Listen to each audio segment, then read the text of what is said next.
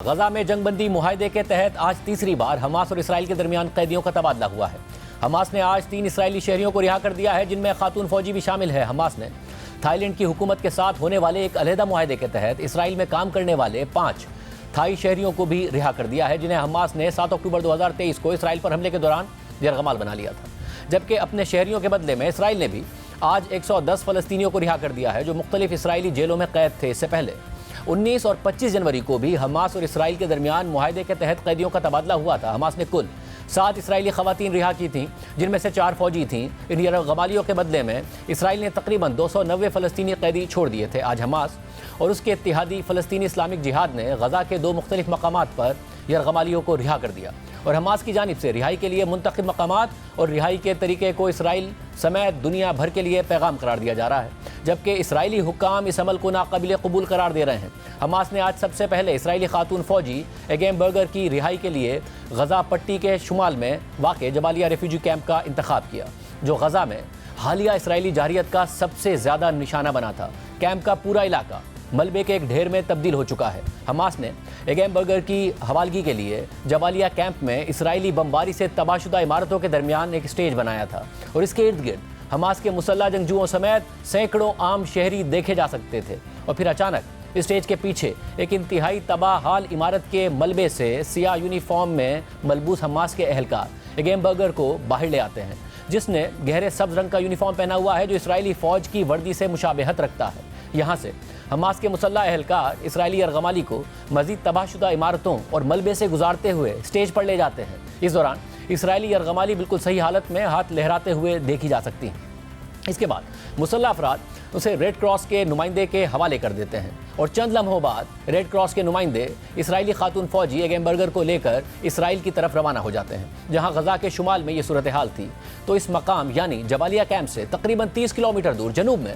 خان یونس میں موجود حماس کے سابق سربراہ اور 7 اکتوبر 2023 کے حملوں کے ماسٹر مائنڈ سمجھے جانے والے یحییٰ سنوار، جو حماس کے حملے کے ٹھیک 1 سال بعد گزشتہ سال اکتوبر میں غزہ میں اسرائیلی فوج کے ساتھ جھڑپ کے دوران مارے گئے تھے، ان کے تباہ شدہ گھر کے باہر ہزاروں افراد مزید 2 اسرائیلی یرغمالیوں کی رہائی کا انتظار کر رہے تھے۔ ان یرغمالیوں میں 80 سالہ شخص غادی موزس اور 29 سالہ خاتون اربیل یہود شامل تھیں، جبکہ ان کی رہائی سے چند گھنٹے پہلے حماس نے دونوں کی ایک ویڈیو بھی ریلیز کی تھی، جس میں وہ ایک دوسرے کو گلے ملتے دکھائی دے رہے تھے۔ خان یونس میں یرغمالیوں کی رہائی لوگوں کے ہجوم کی وجہ سے تھوڑی تاخیر سے ہوئی، جس میں ایک بڑے مجمع نے حماس اور یرغمالیوں کے لیے موجود ریڈ کراس کی گاڑیوں کو گھیرے میں لے لیا تھا۔ تاہم چند گھنٹوں کی افراتفری کے بعد حماس کے مسلح اہلکاروں نے انتہائی سخت سیکیورٹی حصار میں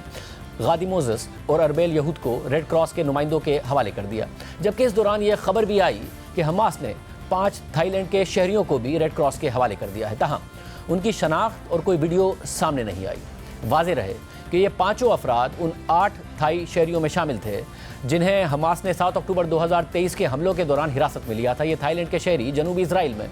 بطور مزدور کام کرتے تھے، جبکہ باقی 3 تھائی شہریوں کے بارے میں خیال کیا جاتا ہے کہ وہ مر چکے ہیں۔ آج رہا ہونے والے اسرائیلی یرغمالیوں کے بدلے میں 110 فلسطینیوں کو رہا کر دیا گیا ہے۔ حماس کے پریزنر میڈیا آفس کے مطابق جمعرات کو رہا ہونے والے 110 افراد میں 30 بچے، 32 عمر قید کی سزا پانے والے قیدی اور 48 سخت سزا پانے والے قیدی شامل ہیں۔ اس ساری صورتحال میں اسرائیل حماس کی جانب سے یرغمالیوں کی رہائی کے عمل پر تحفظات کا اظہار کر رہا ہے۔ اسرائیلی وزیر اعظم نیتن یاہو نے اس عمل پر تنقید کرتے ہوئے ایکس پر لکھا کہ میں اپنے یرغمالیوں کی رہائی کے دوران چونکا دینے والے مناظر کو بہت تشویش کے ساتھ دیکھتا ہوں۔ یہ حماس کے ناقابل تصور ظلم کا ایک اور ثبوت ہے۔ میں مطالبہ کرتا ہوں کہ ثالث اس بات کو یقینی بنائیں کہ اس طرح کے ہولناک مناظر نہ دہرائے جائیں اور ہماری یرغمالیوں کی حفاظت کی ضمانت دی جائے۔ اس کے علاوہ اسرائیل کے انتہائی دائیں بازو کے رہنما اور سابق وزیر برائے قومی سلامتی بن گویر، جو حالیہ جنگ بندی معاہدے کی وجہ سے مستعفی ہو گئے تھے، انہوں نے ان مناظر کو اسرائیل کی شکست قرار دیا ہے۔ الجزیرہ کے مطابق اسرائیل کی قومی سلامتی کے سابق وزیر بن گویر نے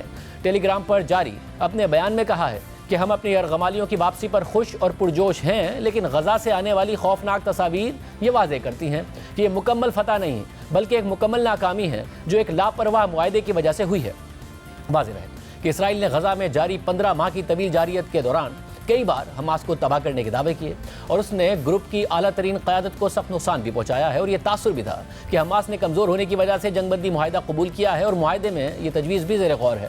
کہ جنگ کے مکمل خاتمے کے لیے حماس سے مستقبل میں غزہ کا کنٹرول واپس لے لیا جائے گا۔ لیکن اس کے برعکس جنگ بندی معاہدے کے بعد حماس کے مسلح افراد پٹی کے مختلف علاقوں کا کنٹرول سنبھالے نظر آئے، جبکہ 25 جنوری کو جب حماس نے معاہدے کے تحت مزید 4 اسرائیلی یرغمالیوں کو رہا کیا تھا تو اس وقت بھی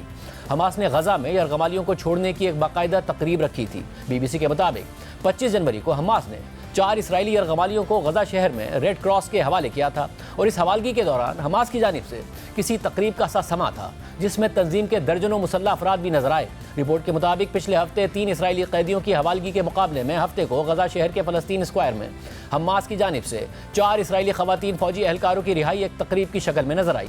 اور اس دوران 4 قیدی خواتین کاروں سے باہر نکلیں اور پھر انہیں ماسک پہنے ہوئے مسلح افراد نے ایک اسٹیج تک پہنچایا، جہاں کچھ لمحوں پہلے ڈیسک پر ریڈ کراس کے عہدیدار آ کر اس لیے بیٹھے تھے تاکہ ایک دستاویز پر دستخط کر سکیں۔ قیدیوں اور حماس کے مسلح افراد نے اس موقع پر گلے میں شناختی بیجز پہنے ہوئے تھے۔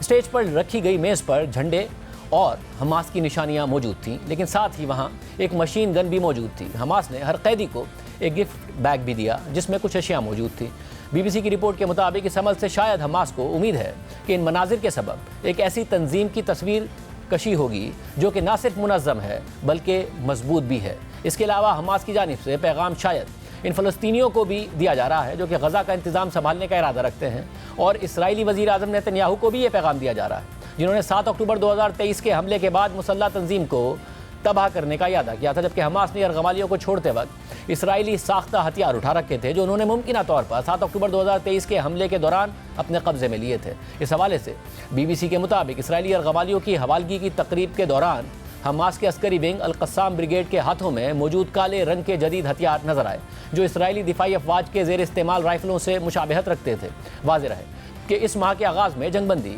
اور حماس کی قید میں موجود یرغمالیوں کی رہائی کا معاہدہ ہونے کے بعد 19 جنوری کو غزہ میں 15 ماہ سے جاری بدترین اسرائیلی جارحیت عارضی طور پر روک دی گئی تھی، جس کا آغاز 7 اکتوبر 2023 کو اسرائیل میں ہونے والے حماس کے دہشت گرد حملوں سے ہوا تھا۔ حماس کے حملوں میں 1200 سے زائد اسرائیلی مارے گئے تھے، جبکہ حماس نے 200 سے زائد افراد کو یرغمال بنا لیا تھا، لیکن اس کے جواب میں ہونے والے اسرائیلی حملوں میں اب تک 47,000 سے زائد فلسطینی مارے جا چکے ہیں اور 1,10,000 سے زائد زخمی ہیں، جبکہ یہ خدشہ بھی ہے کہ ہزاروں فلسطینیوں کی لاشیں ابھی بھی اسرائیلی بمباری سے تباہ شدہ عمارتوں کے ملبے میں دبی ہوئی ہیں، اور جنگ بندی ہونے کے بعد سے ملبے سے لاشیں ملنے کا سلسلہ جاری ہے، اور اب تک ملبے تلے دبی 100 سے زائد لاشیں مل چکی ہیں۔ جبکہ پیر کو جب اسرائیل نے فلسطینیوں کو شمالی غزہ جانے کی اجازت دی تو مہینوں تک انتہائی برے حالات میں ریفیوجی کیمپس میں رہنے والے لاکھوں فلسطینیوں کے اپنے تباہ حال گھروں تک جانے کا راستہ کھول دیا گیا، جس پر اسرائیلی فورسز جنگ کے بعد قابض ہو گئی تھی اور غزہ پٹی 2 حصوں میں بٹ گئی تھی۔ پیر کو راستے کھلنے کے بعد سے اب تک 5 لاکھ سے زائد فلسطینی شمالی غزہ پہنچ چکے ہیں، اور ان میں سے اکثر افراد اپنے تباہ شدہ گھروں کے قریب عارضی پناہ گاہیں قائم کر کے اپنی زندگیوں کا سر نو آغاز کرنے کی کوشش کر رہے ہیں۔ اس حوالے سے الجزیرہ نے ایک رپورٹ تیار کی ہے جس میں مہینوں بعد اپنے تباہ حال گھروں کو جانے والے فلسطینیوں کے تاثرات اور مناظر دکھائے گئے۔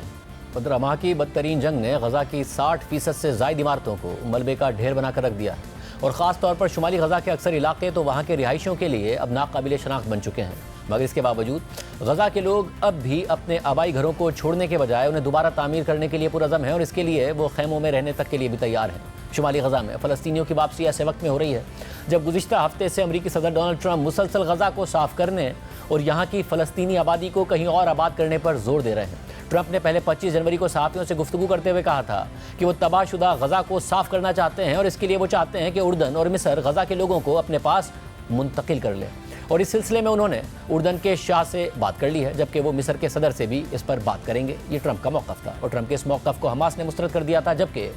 مصر اور اردن نے بھی اس پر تحفظات کا اظہار کیا تھا اور ایسے کسی بھی منصوبے کو مسترد کر دیا تھا۔ لیکن اس کے باوجود پیر کو ایک بار پھر ٹرمپ نے اپنے صدارتی جہاز ایئر فورس 1 میں صحافیوں سے بات کرتے ہوئے غزہ سے متعلق اپنا موقف دہرا دیا۔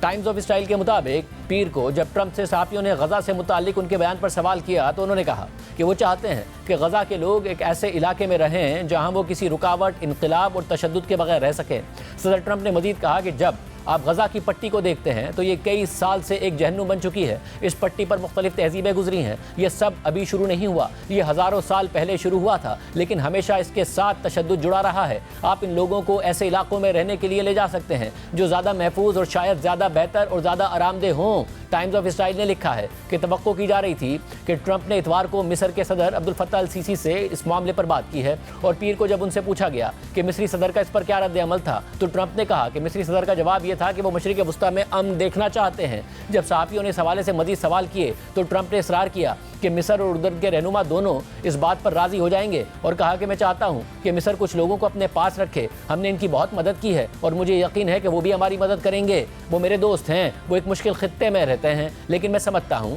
کہ وہ مان جائیں گے، اور اسی طرح اردن کے شاہ بھی مان جائیں گے۔ ٹرمپ کا اصرار ہے کہ اردن اور مصر کے حکمران ان کی تجویز پر مان جائیں گے اور غزہ کے فلسطینیوں کو اپنے ملک میں پناہ دیں گے، لیکن مصری صدر اور اردن کے شاہ نے ٹرمپ کے ایسے کسی بھی منصوبے کو سختی سے مسترد کر دیا ہے۔ الجزیرہ کے مطابق مصر کے صدر عبد الفتاح السیسی اور اردن کے شاہ عبداللہ نے فلسطینیوں کی جبری نقل مکانی کو مسترد کر دیا ہے۔ مصر کے صدر عبد الفتاح السیسی نے پریس کانفرنس سے خطاب کرتے ہوئے کہا کہ فلسطینیوں کی نقل مکانی کے بارے میں جو کچھ کہا جا رہا ہے، مصر کی قومی سلامتی پر اس کے اثرات کی وجہ سے اسے کبھی برداشت نہیں کیا جا سکتا اور نہ ہی اس کی اجازت دی جا سکتی ہے۔ مصری صدر نے مزید کہا کہ فلسطینی عوام کی ملک بدری یا ان کا بے گھر ہونا ایک ناانصافی ہے جس میں ہم حصہ نہیں لے سکتے۔ اس کے علاوہ بدھ کو ہی اردن کے شاہ عبداللہ نے کہا کہ فلسطینیوں کو اپنی سرزمین پر رہنا چاہیے۔ اردن کے شاہی محل سے جاری ایک بیان میں کہا گیا ہے کہ شاہ عبداللہ نے بیلجیم کے دارالحکومت برسلز میں ملاقاتوں کے دوران مسئلہ فلسطین کے دو ریاستی حل کے مطابق فلسطینیوں کو ان کی سرزمین پر رہنے اور ان کے جائز حقوق پر اردن کے مضبوط موقف پر زور دیا ہے۔ مصر اور اردن کے علاوہ جنگ بندی مذاکرات میں اہم کردار ادا کرنے والے قطر نے بھی ٹرمپ کی متنازع تجویز کو مسترد کر دیا ہے۔ اس حوالے سے منگل کو میڈیا سے بات کرتے ہوئے جب قطری وزیر خارجہ کے ترجمان ماجد الانصاری سے ٹرمپ کی تجویز پر سوال ہوا تو انہوں نے کہا کہ ہمارا موقف ہمیشہ سے واضح رہا ہے کہ فلسطینی عوام کو ان کے حقوق ملنے چاہیے اور اس معاملے پر دو ریاستی حل ہی آگے بڑھنے کا واحد راستہ ہے۔ اس کے علاوہ امریکہ کے اہم یورپی اتحادیوں جرمنی اور فرانس نے بھی ٹرمپ کی تجویز کو ناقابل قبول قرار دیتے ہوئے مسترد کر دیا ہے۔ رائٹرز کے مطابق جرمن چانسلر اولف شولز نے منگل کو ٹرمپ کی غزہ سے فلسطینیوں کو اردن اور مصر منتقل کرنے کی تجویز کو ناقابل قبول قرار دیتے ہوئے کہا کہ امن کی جو نازک امید اب ممکن ہے اسے ضائع نہیں کرنا چاہیے، اور امن صرف اسی صورت میں حاصل کیا جا سکتا ہے کہ جب غزہ کے لوگ خود مختار مستقبل کی امید کر سکیں۔ فرانس نے بھی غزہ سے متعلق ٹرمپ کی تجویز پر انتہائی سخت رد عمل دیا ہے۔ فرانسیسی میڈیا کے مطابق فرانسیسی وزارت خارجہ کے ترجمان نے ٹرمپ کے تبصروں کے بارے میں پوچھے جانے پر کہا کہ غزہ میں آبادی کی جبری نقل مکانی ناقابل قبول ہوگی اور یہ نہ صرف بین الاقوامی قوانین کی سنگین خلاف ورزی ہوگی بلکہ مسئلہ فلسطین کے دو ریاستی حل کی راہ میں ایک بڑی رکاوٹ بھی ہوگی، جبکہ یہ عمل ہمارے قریبی اتحادیوں مصر اور اردن کے لیے بھی عدم استحکام کی وجہ بنے گا۔ اس کے علاوہ خطے میں امریکہ اور اسرائیل کے سب سے بڑے حریف ایران نے ٹرمپ کی تجویز کو سختی کے ساتھ مسترد کیا۔ اس معاملے پر ایرانی حکام سے بات کرتے ہوئے ایرانی سپریم لیڈر آیت اللہ خامنہئی نے کہا تھا کہ چھوٹے اور محدود غزہ نے جنگ بندی کے ساتھ اسرائیل کو گھٹنوں پر لا کھڑا کیا، جبکہ ایران کی وزارت خارجہ کے ترجمان اسماعیل بقائی نے ٹرمپ کی تجویز پر تنقید کرتے ہوئے کہا تھا کہ سیاسی جبر اور آبادیاتی ہیرا پھیری فلسطینیوں کو ہجرت پر مجبور نہیں کر سکے گی۔